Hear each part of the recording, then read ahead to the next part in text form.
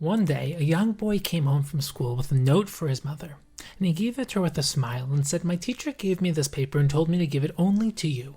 His mother read the letter quickly, and her eyes filled with tears, as she then read the letter out loud to her son. "Your son is a genius. This school is too small for him, and the teachers are not qualified to teach him. Please educate him yourself." His parents embraced this mission, teaching him and raising him to become one of the greatest thinkers of his time. He became a leading innovator, a Torah sage, and inspired an entire generation. And years later, after his mother passed away, he was going through some old family documents, and he noticed a folded paper in the corner of a drawer and curiously opened it. On the paper was written, "Your son is mentally incapable. The teachers do not want to teach him anymore. Please educate him yourself." He cried as he remembered his mother reading the letter to him, realizing the positive impact it had on his life. That night he wrote in his diary, "I was a mentally incapable child, but because of my hero mother, I became the person I am today." This is the power of words. The words of his teachers could have destroyed him, but the words of his mother supported, empowered, and enabled him. And the question is like this: do you ever wonder what people really think about you? Whether they think you're brilliant, caring, and fun, or lazy, self-centered, and boring? The truth is, you'll never know. People only talk about you openly when you're not in the room. And in these situations, don't you think it's possible that people might put you down, say negative things about you, or even make fun of you behind your back? I mean, after all, we've all been in the room when someone else was the subject of gossip. Gossiping is such a common occurrence, and it seems to be an almost built-in practice of human nature. We all know people who can find something bad to say about anyone. They criticize anything and everybody, anybody and everybody. Words of negativity flow easily from their mouths. But even if we're not negative people, we still experience the desire to occasionally put other people down, to share negative stories about them behind their backs. So why do we feel this compulsion to speak negatively about others, to criticize and gossip about them? In Parshas Tazria, we're introduced to tzuras, which Chazal tell us is a punishment for speaking lashon hara, evil speech. So what exactly is the nature of lashon hara? There's a common misconception that lashon hara refers only to sharing false information about another person. People claim that if something is true, however, there's nothing wrong with sharing it. You'll therefore often hear people say, "But it's true," as if this is a good defense, exonerating themselves from any possible wrongdoing. However, this couldn't be further from the truth. There's a separate prohibition of lying, midvar sheker tirchak. The Torah prohibition of lashon hara refers specifically to sharing true negative information about someone in order to harm them. In order to understand the prohibition against lashon hara, we have to understand why we're not allowed to say something hurtful about another person, even if it's true. And in addition to the prohibition itself, the prohibition for speaking lashon hara is puzzling as well. The Torah describes a strange punishment for one who speaks lashon hara. He has to leave the camp of the Jewish people and remain outside, isolated and alone. And what's the meaning of this punishment, and why is it fitting for someone who spoke negatively about someone else? Well, as human beings, we're naturally isolated and separate from one another. We're each individual beings, all living in our own subjective world, our own inner universe.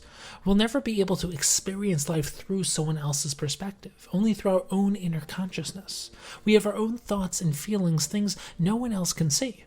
We face our own hardships and tribulations, ones that no one else can truly understand. And this results in several difficulties. If I'm trapped in my own inner world, how can I connect with other people? How can I know what's going on inside their heads? How can I share my inner life with them? How can I overcome the infinite barrier between myself and everyone else? And this is the gift of speech. Speech is the mechanism that enables us to connect with other people, to overcome the barrier between us. You begin with your inner thoughts and experience, and you then form the specific words, which will then encase your thoughts as you give them concrete form and throw these words out into the world around you in the form of vibrations. And if another person is nearby, their ears can pick up these vibrations and translate them into sound. These sounds form words, the word sentences.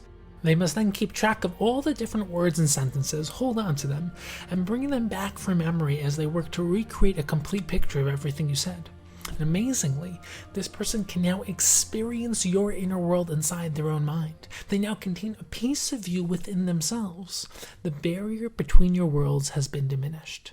The mouth is therefore the organ of connection, holding the potential to create deep existential connection. All the functions of the mouth serve to connect two disparate pieces together. Eating connects the physical body to the angelic soul. If you don't eat, your soul leaves your body. And speaking connects people's inner worlds together. When you speak with someone, you share your inner world with them. And once we understand the purpose of speech, we can begin to comprehend just how abhorrent Lashon Hara truly is. Lashon Hara takes the very tool of connection, speech, and uses it to disconnect people from each other.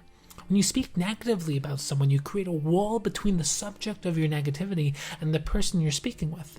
The very tool of connection has been corrupted to achieve its opposite goal. And now that we understand the severity of Lashon Hara and its devastating effects on those around us, we have to ask the obvious question: why do people feel so compelled to speak negatively about others? If we're clearly disconnecting people from each other, misusing the holy organ of connection in the process, then why is it such a struggle to avoid negative speech? Now, there are a few reasons for the strong sense of satisfaction we feel when we gossip about others. As we mentioned above, people are naturally lonely and isolated, and therefore yearn for connection, yearn to be liked and accepted by others. And many people try to connect with the person they're talking to by putting someone else down. After all, stories about other people's pitfalls are often amusing. And thus, we attempt to connect to those around us by disconnecting both ourselves and the listeners from the person we're talking about. The irony, though, is that this actually achieves the exact opposite effect. The person you're speaking with now knows that you talk about people behind their backs, and they have no reason to believe that you won't do the exact same thing to them the moment they leave the room. Therefore, in your attempt to create connection with this person through disconnecting someone else, you have now disconnected yourself from everyone. And another equally problematic motivation for speaking Lashon Hara is the desire to feel good about ourselves. We all desire to feel important, significant, and worthy of respect. And we not only desire the love and admiration of others, but our own as well. And often when we see the success of people around us, it challenges our self-worth, our ego, and forces us to question our own accomplishments in life.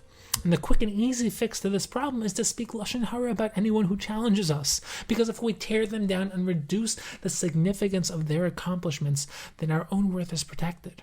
And of course, this is not an appropriate way to generate self-worth. Instead of raising yourself up and investing in your own spiritual and existential growth, you instead drag someone else down.